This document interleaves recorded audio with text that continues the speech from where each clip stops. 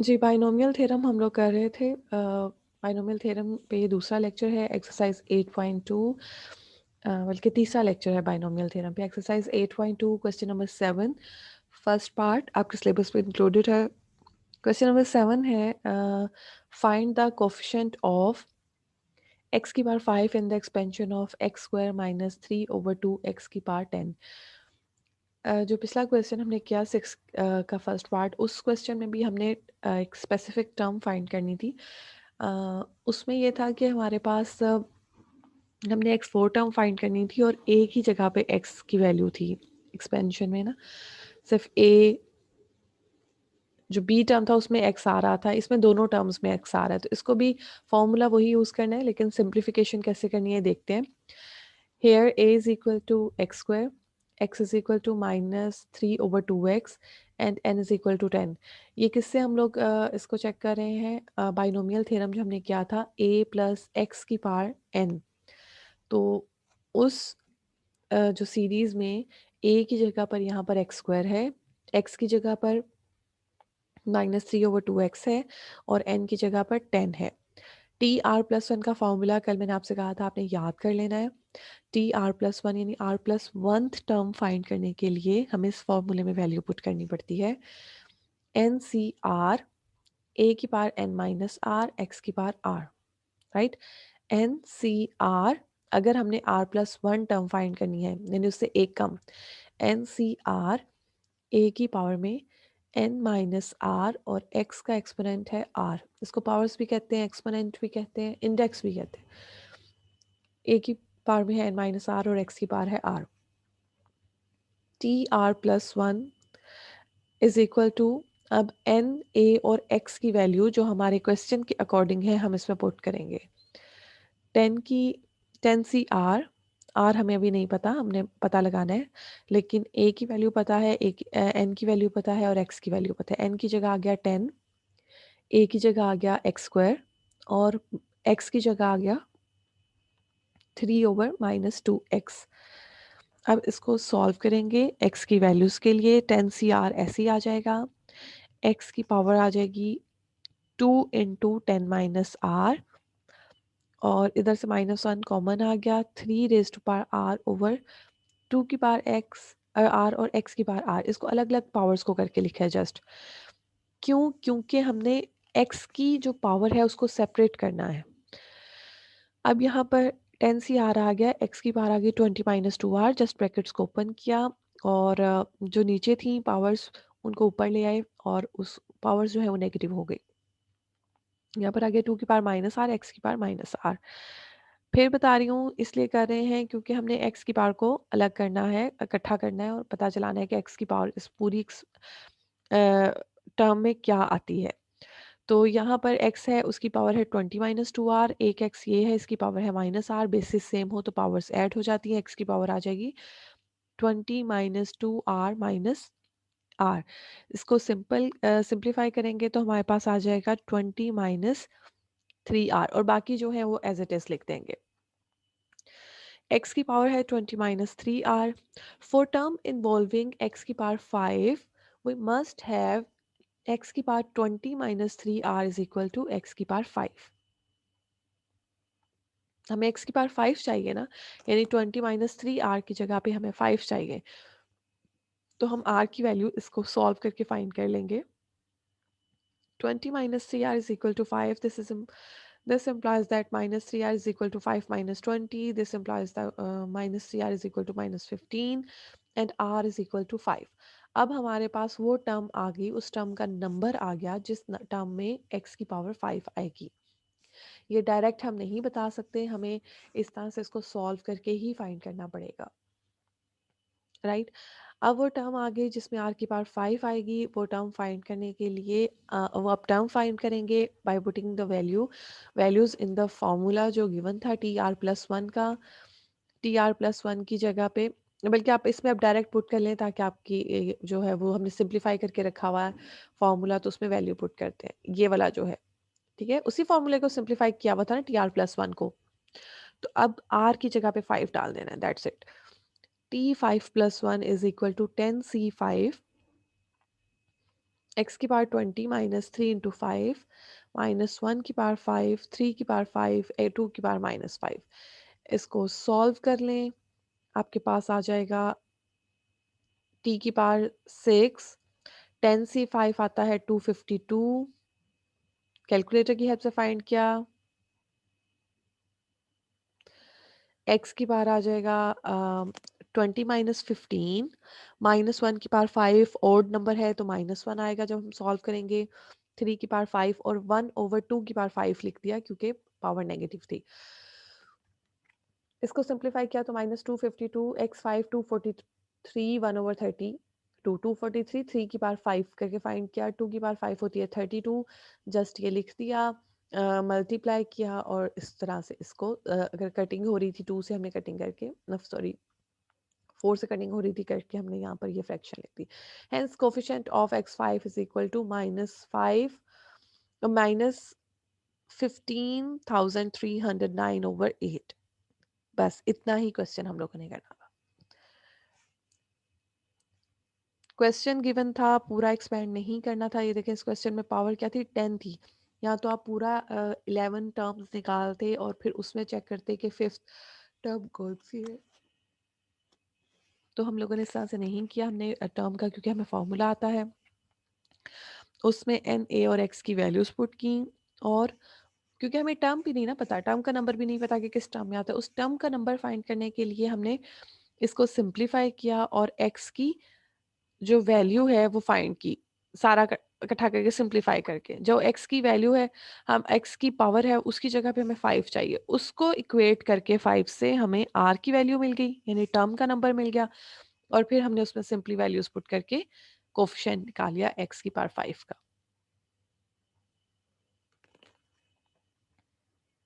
अब आ जाते हैं क्वेश्चन नंबर 10 के फर्स्ट पार्ट की तरफ।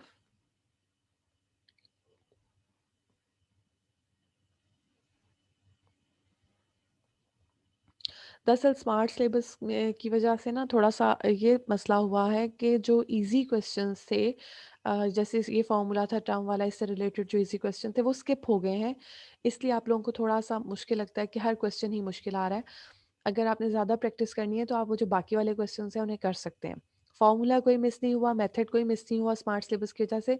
जस्ट सिर्फ ये हुआ है कि आपकी प्रैक्टिस थोड़ी सी कम हो गई है कि एक फॉर्मूले से रिलेटेड अगर 4 क्वेश्चन थे तो उसकी जगह आप सिर्फ 1 या 2 क्वेश्चंस कर रहे हैं, दैट्स इट। तो अगर कोई कन्फ्यूजन होती है तो आप, ये अच्छा है आपकी प्रैक्टिस के लिए, आप वो जो बाकी क्वेश्चंस हैं उनकी भी प्रैक्टिस कर सकते हैं, लेकिन ज़्यादा अच्छी तरह से आपने स्मार्ट सिलेबस की ही प्रैक्टिस करनी है। क्वेश्चन नंबर 10 का फर्स्ट पार्ट है, पहले क्वेश्चन नंबर 10 पढ़ती हूँ। Determine the middle term in the following expansion. पिछले क्वेश्चन में हमें एक स्पेसिफिक कोई टर्म फाइंड करनी थी जिसमें एक्स की पावर 5 हो या एक्स की पावर 4 हो। अब है मिडल टर्म। मिडल टर्म के लिए क्या करना है, एक्सपेंशन है 1/x minus x square over 2 की पावर 12। अब इस, अगर मैं आपसे पूछूं कि इस एक्सपेंशन में कितनी टर्म्स होंगी, इसके एक्सपेंशन में इसकी पावर है 12, इंडेक्स है 12, तो इसकी एक्सपेंशन में होंगी 13 टर्म्स। 13 का हाफ क्या होता है जी, 13 का 6.5 यानी 2 से डिवाइड नहीं, इसकी हाफ वाली टर्म होगी 7। इसकी हाफ वाली टर्म होगी 7। देखो 13 टोटल टर्म्स हैं, 7th टर्म इसके मिडल में होगी, इसके इस साइड पे भी 6 टर्म्स हैं, इस साइड पे भी 6 टर्म्स हैं। फॉर्मूला भी है इसका, फॉर्मूला याद कर लें, उससे आपको आसानी रहेगी कि आपने कैसे निकालना है। 1/x minus x square over 2 की power 12, since n is equal to 12, अगर n एक इवन नंबर है यानी इसका इंडेक्स जो है इवन नंबर है, तो middle term can be finded by this formula n plus 2/2। अगर n इवन है तो मिडल टर्म क्या होगी, n प्लस 2/2 यानी 7 आ गया, राइट। अगर n इवन है तो मिडल टर्म क्या होगी, n प्लस 2/2। अब हमारे पास 7 आंसर आ गया। Therefore r plus one, अब टर्म फाइंड करनी है, r plus one is equal to 7, r is equal to 6। हमने यानी 7th टर्म फाइंड करनी है, यहाँ पर a is equal to 1/x है, x is equal to -x²/2 है and n is equal to 12 है। Now formula TR plus 1 is equal to NCR a की power n minus r x की power r, सब की values put करें, r की, n की, a की, x की,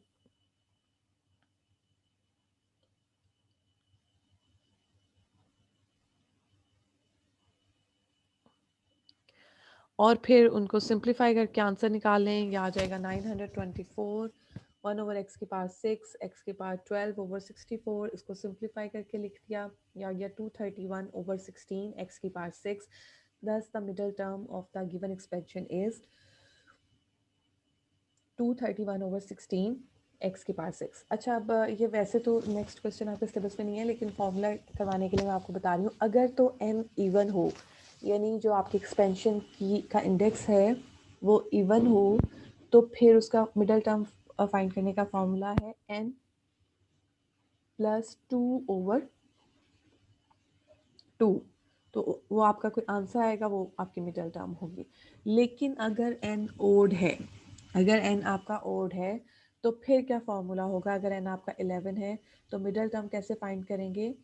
अब इसकी अगर n 11 होता हमारे पास तो कितनी टर्म्स आती? 12 टर्म्स आती ना, उसकी मिडल टर्म नहीं हम फाइंड कर सकते। उसकी मिडल टर्म फाइंड करने के लिए हमें क्या करना पड़ेगा? मिडल टर्म्स आ जाएंगी दो, एक आएगी सिक्स टर्म और एक आएगी सेवन्थ टर्म। और उसे फाइंड कैसे करना है? एक टर्म होगी n+1/2, एक होगी n+3/2। ये जस्ट फॉर्मूले के सेंस में आप याद कर लें, या वैसे भी पता आपको है ही कि ज़्यादातर अगर 13 टर्म्स होंगी तो मिडल टर्म है 7, अगर 12 टर्म्स है तो मिडल टर्म नहीं हम फाइंड कर सकते, वो 6 और 7 दो टर्म्स होंगी। अब ये तो करना नहीं है कि दोनों का हाफ निकाल लें, इसलिए आपने अगर n ओड है तो दो मिडल टर्म्स आएंगी, अगर n इवन है तो एक मिडल टर्म आएगी। सॉल्व खुद कर ये तो ऐसे सिलेबस में ही नहीं है, लेकिन ये फॉर्मूला ज़रूर कर लीजिएगा, हो सकता है एग्जाम्पल जो है वो उससे रिलेटेड हो, मैंने चेक नहीं किया।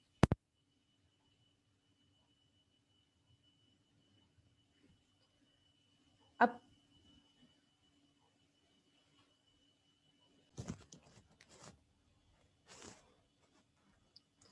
जी नेक्स्ट क्वेश्चन,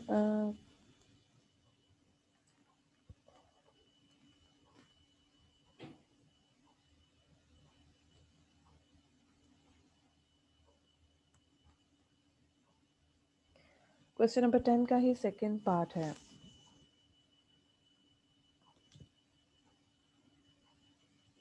हाँ जी, ये सिलेबस में आपके था जो मैं समझा रही थी आपको, आपके सिलेबस में है। Since n is equal to 12, expansion देख लें क्या है, या बाकी का आपने खुद करना है।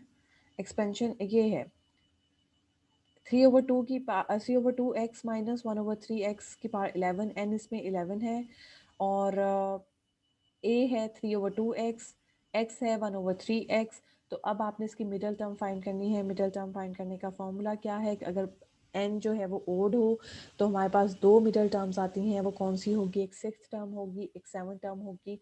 वो दो टर्म्स आपने कैसे फाइंड करनी है? एक दफ़ा n+1/2 करना है, एक दफ़ा n+3/2 करना है, अगर n ओड हो तो। So for first middle term a की a is equal to 3/2x है, x is equal to -1/3x है, n इज इक्वल टू 11 है। r+1 किसके इक्वल है? 6 के, यानी r किसके इक्वल आया? 5 के। हमें कौन सी टर्म फाइंड करनी है? Six term.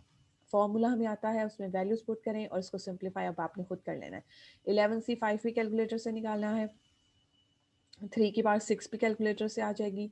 यहाँ पर बल्कि 3 की पावर 6 है, यहाँ पर 3 की पावर 5 है, वो कटिंग ही हो जाएगी, आपके पास सिर्फ 3 रह जाएगा। 2 की पावर 6 जो है कैलकुलेटर से निकालें, और इसी तरह x जो है एक रह जाएगा x, तो आपकी टर्म इजीली आप फाइंड कर लोगे। इसी तरह फिर सेवन्थ टर्म आपने फाइंड करनी है, इसी फॉर्मूले में वैल्यूज पुट करके, ये आप लोगों ने खुद करनी है। अब आ जाते हैं, एक क्वेश्चन हमारा पीछे रह गया है, क्वेश्चन नंबर 9 का फर्स्ट पार्ट। जी क्वेश्चन नंबर 9 है, find the term independent of x in the following expansion. First part है x माइनस 2/x की पावर है 10। इंडिपेंडेंट ऑफ x यानी जिसके अंदर x आता ही नहीं है, जिसके अंदर x नहीं आता मतलब x की पावर क्या होती है? 0 होती है। ठीक है, इसको आपने, इसके लिए हिंट दे रही हूँ, सॉल्व आपने खुद करना है। यहाँ पर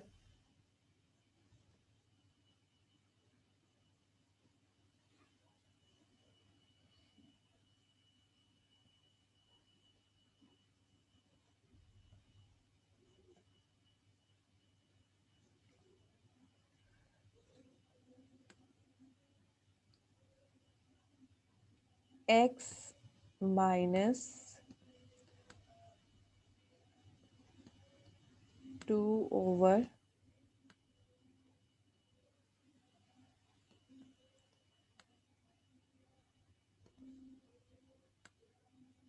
x की पावर है 10।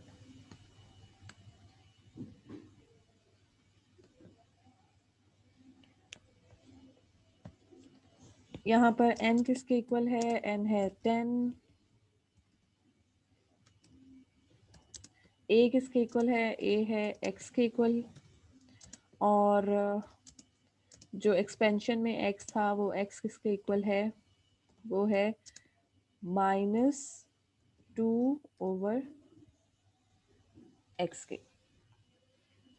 आपने एक ऐसी टर्म फाइंड करनी है जिसमें आपके पास x ना हो, बिल्कुल जैसे पिछला क्वेश्चन किया हमने हमने फॉर्मूला लिख लेना है।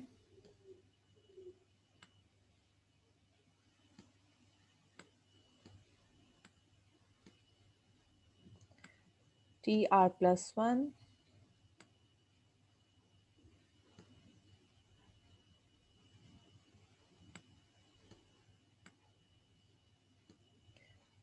जी NCr, ये फॉर्मूला है। अगर r+1 टर्म है तो यहाँ पर r आना है। a की पावर होती है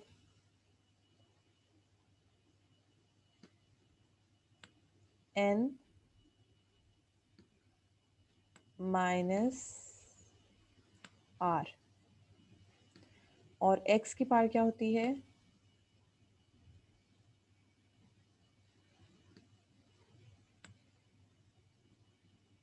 r, राइट। अब यहाँ पर गिवन है, हमें n की वैल्यू गिवन है, x की वैल्यू गिवन है और a की वैल्यू भी गिवन है। तो it is equal to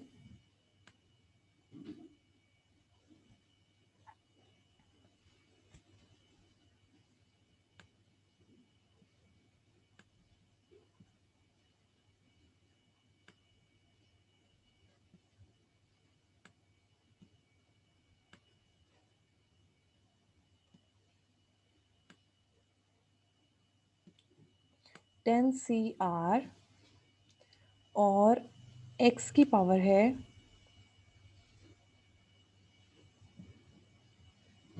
n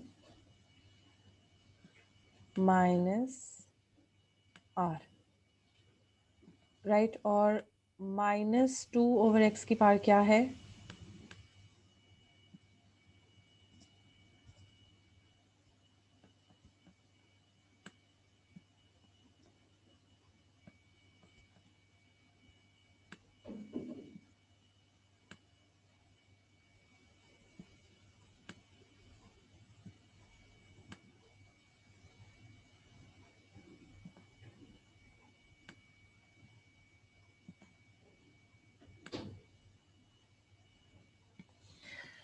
next step में आपने इसको सिंप्लीफाई कर लेना है। -2 की पावर, -1 की पावर r, 2 की पावर r ओवर x की पावर r, वो जब ऊपर आएगी तो -r हो जाएगी, ठीक है। यानी हमारे पास नेक्स्ट स्टेप में आ जाएगा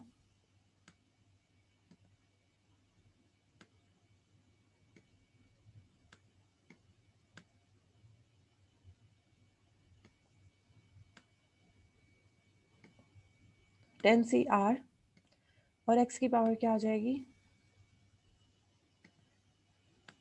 n माइनस r, और ये जो नीचे x है इसकी पावर भी r है, ये ऊपर आके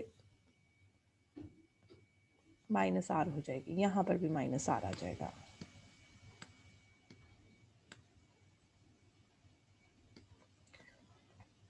और -2 की पावर आ जाएगी 7 r। अब n माइनस आर यानी n माइनस 2r की जगह हमें क्या चाहिए 0, बल्कि ये n भी ना करें, इसकी जगह 10 लिखना है हमने, क्योंकि n तो हमें पता है ना।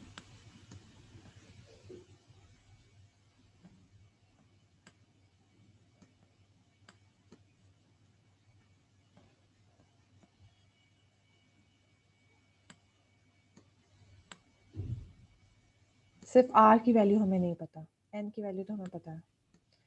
यहाँ पर आ जाएगा 10 माइनस 2r, इसकी जगह हमें 0 चाहिए, तो 10 minus 2r is equal to 0, 2r is equal to 10, r is equal to 5। तो आपके पास आ जाएगा r is equal to, solve करने के बाद